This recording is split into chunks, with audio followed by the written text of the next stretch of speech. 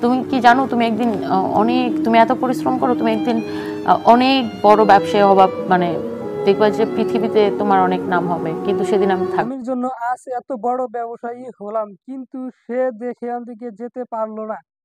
কেঁদে কেঁদে কি বলটা থেকে মানুষের সফলতার পিছনে সবচেয়ে অন্তিকে গুরুত্বপূর্ণ ভূমিকা পালন করে পাশে থেকে অন্তিকে মানসিক অন্তিকে সাপোর্ট দেওয়ার মানুষটা ভালো অন্তিকে খারাপ সকল পরিস্থিতিতেই যে বলবে এগিয়ে যাও, তুমি পারবে।